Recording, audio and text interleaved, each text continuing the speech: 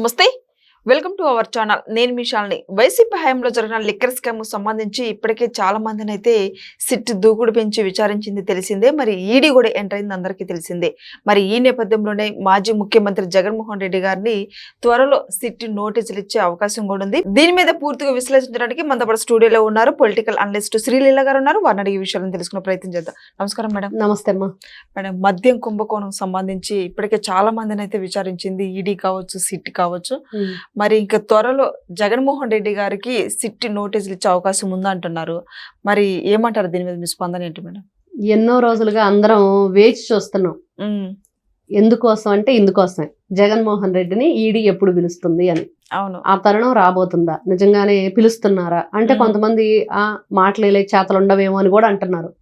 అంటే సరే, ఏదేమైనా ఇప్పటి వరకు అయితే ఆయన పేరు వినిపిస్తూనే ఉంది కానీ అంతవరకు లేదనేది మనం వినలేదు. కానీ ఇప్పుడు మాత్రం అన్ని న్యూస్ ఛానల్స్లో, పేపర్స్లో అన్నిట్లో కూడా ముఖ్యమైనది ఏంటంటే దీంట్లో ఎందుకు ఈ జగన్మోహన్ రెడ్డిని ఈసారి ఖచ్చితంగా పిలుస్తారు అనేది నమ్మవలసి వస్తుందంటే 350 పేజీల ఛార్జ్ షీటు ఏదైతే సిట్ ద్వారా ఈడీకి ఇచ్చారో దానిలో అభియోగ పత్రంలో పూర్తి వివరాలన్నీ కూడా ఇప్పటి వరకు A1గా ఉన్న రాజకేశ్ రెడ్డి, A2గా ఉన్న మిథున్ రెడ్డి, A4, A5గా ఉన్న ఎవరైతే ఈ బాలాజీ గోవిందప్ప కానీ, విజయసాయి రెడ్డి కానీ, కృష్ణమోహన్ రెడ్డి కానీ, వాసుదేవ్ రెడ్డి, వీళ్ళందరూ కూడా ఉన్నారో వాళ్ళందరినీ కూడా వీళ్ళు ప్రతిసారి విచారణకు పిలవటం, వాళ్ళు ఏదో చెప్పటం, వీళ్ళు వినటం. చెవిరెడ్డి భాస్కర్ రెడ్డి అందరూ ఏం చెప్తున్నారంటే ఏం చెప్పట్లేదు, తెలియదు, గుర్తులేదు, మర్చిపోయా అంటున్నారు.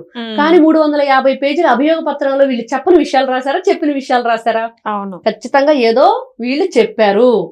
అందరూ కలిసి జగన్మోహన్ రెడ్డిని ఇరికించే ప్రయత్నం చేస్తున్నారు అనేది ఒకటైతే, ఆ మధ్యలో ఎప్పుడు కొన్ని నెలల క్రితం ఒక కాంక్లేవ్ లో ఏదైతే వే2 కాంక్లేవ్ ఒకటి పెడితే విజయవాడలో, దాంట్లో సజ్జల రామకృష్ణారెడ్డి మాట్లాడి జగన్మోహన్ రెడ్డి అరెస్ట్ అయితేనే పార్టీకి సింపతి, ఆయన లేనప్పుడే పార్టీ బలోపేతం అయింది అని చెప్పి మాట్లాడాడు.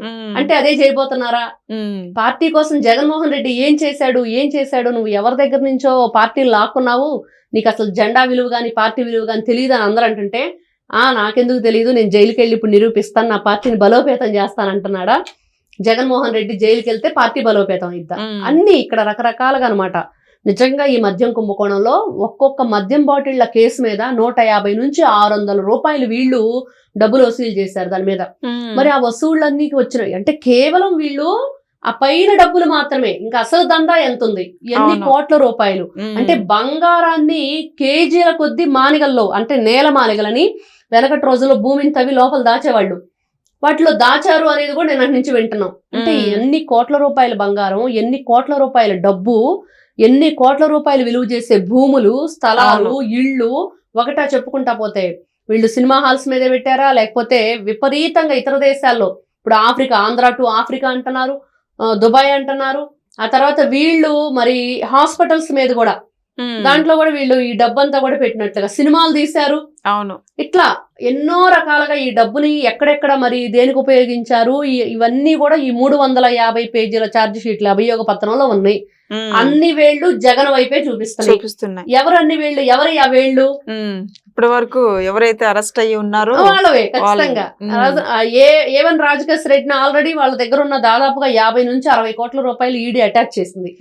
నిజంగా గతంలో ఈడీ విచారణకు పిలిచి అక్రమ ఆస్తుల కేసు జగన్మోహన్ రెడ్డిని 16 నెలలు జైల్లో పెట్టారు. అవును, మరి అంతకు ముందు ఒక మేధావి, సోకాల్డ్ మేధావి, జగన్మోహన్ రెడ్డికి చాలా ఆత్ముడైన ఉండవల్లి అరుణ్ కుమార్ కూడా చెప్పాడు ఈసారి జగన్మోహన్ రెడ్డి జైలుకి వెళ్తే 25 సంవత్సరాలు బయటకు రాడని. మరి అదే నిజం అయిపోతుందా? అరుణ్ కుమార్ జోస్యం నిజం కాబోతుందా? నిజంగా ఆయన నిజమే చెప్పాడా? జరగబోయే విషయాన్ని ముందే గ్రహించాడా అనేది కూడా ఈ రోజున అందరిలో కూడా ఒక ఇది రేకెత్తిస్తుంది. ఏం జరుగుతుంది అనేది ఆ క్యూరియాసిటీ తెలుసుకుందాం, ఇంకా ఏం జరిగింది నెక్స్ట్ అనేది. అంటే ఇక్కడ జగన్మోహన్ రెడ్డి అండ్ బ్యాచ్ వాళ్ళ OSDలు ఇప్పుడు జగన్మోహన్ రెడ్డి మీడియా ముందుకు వచ్చి రాజకేశ్ రెడ్డి తెర మీదకి రాగానే, విజయసాయి రెడ్డి కుంభకోణం గురించి చెప్పగానే, మద్యం కుంభకోణం గురించి, ఎవరబ్బా ఈ రాజకేశ్ రెడ్డి, ఎవరు తెలుసు, ఎవరి గురించి మాట్లాడుతున్నారు, ఎవరిని అడుగుతున్నాడు? నీ లీగల్ అడ్వైజర్ గా పనిచేసిన వ్యక్తినా? అవును, మరి నీ దగ్గర పనిచేసిన వ్యక్తుల గురించి నీకు తెలీదా?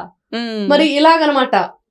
ఆ తర్వాత కూడా ఈ వీళ్ళందరూ కూడా విచారణ పిలిపించేటప్పుడు మరి ఎవరైతే ఈ అజయ్ కల్లం, ఆయన జగన్మోహన్ రెడ్డికి ప్రిన్సిపల్ అడ్వైజర్ గా చేశారు. మరి ఆయనే ఈ కృష్ణమోహన్ రెడ్డిని వాసుదేవ్ రెడ్డిని ఆ ఓఎస్డీలో సీఎం వల్ల ఈయనే పెట్టాడు నియామకాలు. అవును. ఈ బేవరేజెస్ కార్పొరేషన్స్ కానీ ఈ డైరెక్టర్లు కానీ వీళ్ళు అందరు కలిసి మీటింగులు కానీ విజయసాయి రెడ్డి ఎవరు? జగన్మోహన్ రెడ్డికి ఆత్మ. మరి ఇన్ని రకాలుగా ఎటువైపు చూసినా ఈ రోజున మనం చదువుతున్నా అందరి వేళ్ళు అటువైపే. అంటే మేడం ఈ మధ్య చూసుకుంటే జగన్మోహన్ రెడ్డి గారి పిఏ కూడా అరెస్ట్ అయింది అంటే విచారించింది తెలిసింది. మరి వాళ్ళ పిఏని విచారించేందుకు డొంకంత కదిలిందంటారా? అన్ని విషయాలు వస్తాయి బయటికి. ఈ రోజున ఇప్పుడు విజయసాయి రెడ్డి బయటకు వచ్చేందుకు నిజం చెప్పాడు. నిజంగానే అప్రూవర్ గా మారాడా? నిజంగానే విజిల్ బ్లోయరా? నిజంగానే నేను అన్ని ఒప్పేసుకుంటాను, అందరి గురించి అన్ని విషయాలు చెప్తాను అన్నాడు. మరి జగన్మోహన్ రెడ్డి గురించి నువ్వు చెప్పావా లేదా? అంటే బయటకు వచ్చి చెప్పట్లేదు కానీ లోపల అయితే చెప్పుంటాడు అనేది ఈ రోజున ఈడీ 350 పేజీల ఏదైతే ఈ అభియోగ పత్రం ఉందో దీని ద్వారా తెలుస్తుంది, ఒక్కొక్కటిగా మనకు అర్థమవుతుంది. కాబట్టి ఈ రోజున ఎవరైతే ఆ పిఏ ఉన్నాడో లేకపోతే విజయసాయి రెడ్డి ఉన్నారో ఇంకొకరో వీళ్ళు కొట్టేసిన డబ్బులు, వీళ్ళు చేస్తున్న బిజినెస్లు, మరి నీ పిఏకే కోట్ల రూపాయలు ఉన్నాయి, 100 కోట్ల రూపాయలు. అసలు ఆంధ్రప్రదేశ్ రాష్ట్రంలో మెయిన్ పట్టణాల్లో అన్ని చోట్ల కూడా అతనికి అపార్ట్మెంట్లు, ప్లాట్లు, విల్లాలు, అంటే బాగా లగ్జరీ ఆ ఏరియాకి సంబంధించిన ల్యాండ్, ఇవన్నీ కూడా ఎక్కడి నుంచి వచ్చినాయి?